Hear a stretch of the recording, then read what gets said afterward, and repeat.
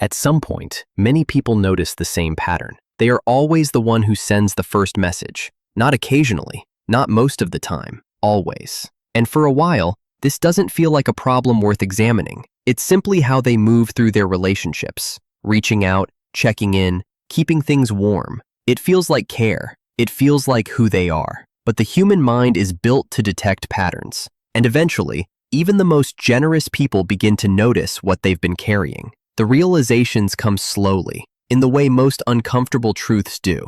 There is a delayed reply, not once, but consistently. A conversation ends abruptly and is never picked up again by the other person. There is an absence of initiation, ever. And one day, something shifts. They open a message. They start typing. They get halfway through a sentence. Something casual, something warm, and then they stop. They stare at what they've written, and they delete it. Not out of anger, not to make a point, but because something inside them, quieter than a thought, asks, why am I always the one doing this? They put the phone down. They don't send anything. And in that small, undramatic moment, something changes. What follows is rarely peace. In the hours and days after someone stops initiating, there is usually a kind of internal friction that doesn't announce itself as significant, but is. You might recognize this. The thought that creeps in, maybe I should just text anyway. Maybe they're busy. Maybe the timing was off. Maybe you're reading too much into the silence.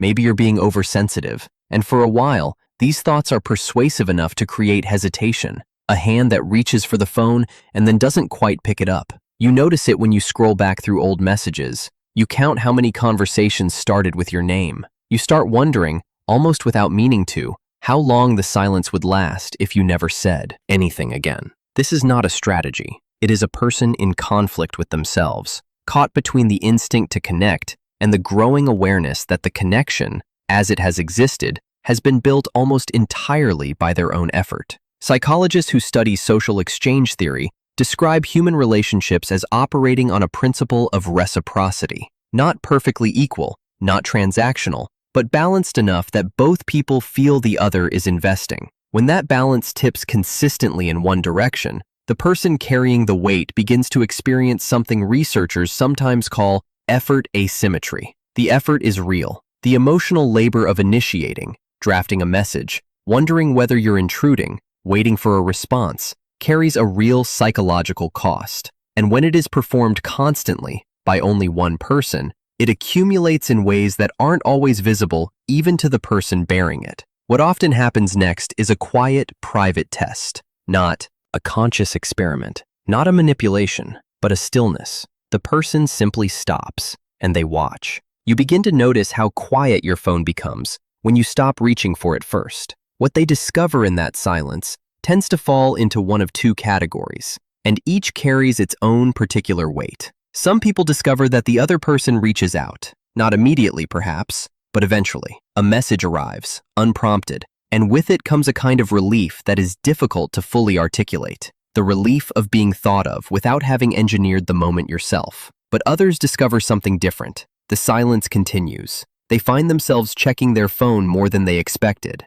not obsessively, but with a specific quality of attention, a waiting that feels different from ordinary waiting. The phone lights up. They reach for it instinctively. It isn't them. They set it back down. They open the app almost out of habit and close it again without sending anything. A day passes, then a few more. They pick up the phone, see no new message, and set it back down. Then a week, then more, and no message comes. You realize the silence feels different this time. Not the ordinary silence between conversations, but something more revealing. Something that, in its own quiet way, is an answer. This is where the psychological damage occurs. Not in the absence of communication itself, but in what that absence implies. Because what a person learns in that silence is not just that the other person didn't text. They learn something about the nature of what they thought was a relationship. They learn that the connection, as it existed, was largely a construction of their own effort. Attachment research offers one way of understanding why some people reach this point faster than others.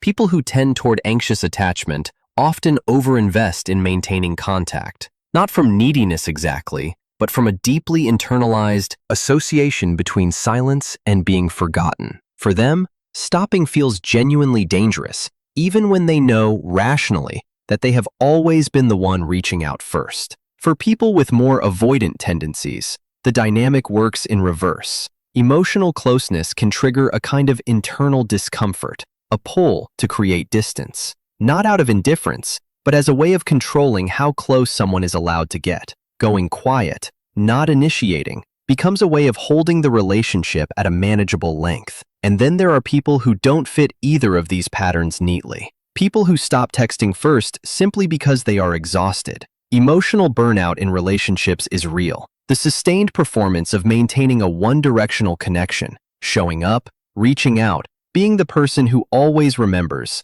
takes something from a person over time. It costs them in ways that are difficult to measure, but impossible to ignore. And at a certain point, the cost exceeds what the connection returns. These people don't stop texting out of coldness. They stop because they are tired. There is another layer here that rarely gets named directly. When someone constantly initiates contact, they are, in a very real sense, making themselves available. They are signaling investment. They are positioning themselves as the one who cares more, which also means they are positioning themselves as the one who loses more. Social psychologists have studied what's sometimes called the principle of least interest. The idea that in any relationship, the person with less emotional investment holds more implicit power, not because they are manipulative, but simply because they have less at stake. When someone stops texting first, part of what is happening, often without their consciously choosing it, is a recalibration of this imbalance, a movement away from the position of greatest vulnerability. There is something that functions like self-respect in the act of withdrawing effort from a connection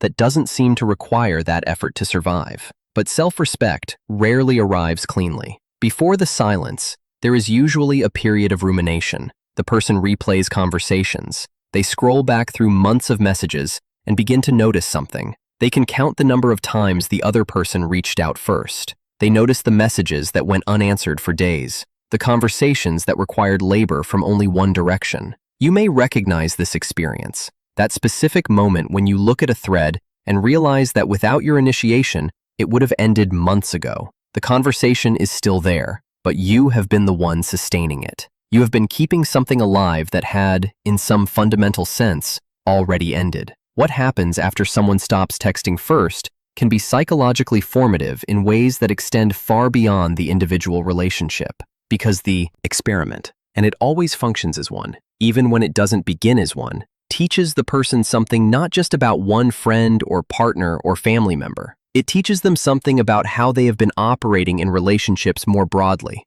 about the assumptions they have been making, about who they believed was present and who was actually present. And the conclusion they reach is rarely bitterness. It is clarity, a quiet, slightly painful clarity about the real balance of effort in their connections, about which relationships required their constant effort to survive, and which ones could hold themselves steady even through a period of deliberate silence. Over time, people who have run this experiment enough times tend to change. Not in dramatic ways, but in subtle ones. They become more selective about where they invest their attention. They initiate less with people who have demonstrated, through pattern rather than intention, that they will not initiate back. They stop interpreting consistent silence as circumstantial and begin reading it more accurately, as information. They become, in a word that is often misread as coldness, more precise. They reserve the particular energy of initiation, of reaching out, of sustaining,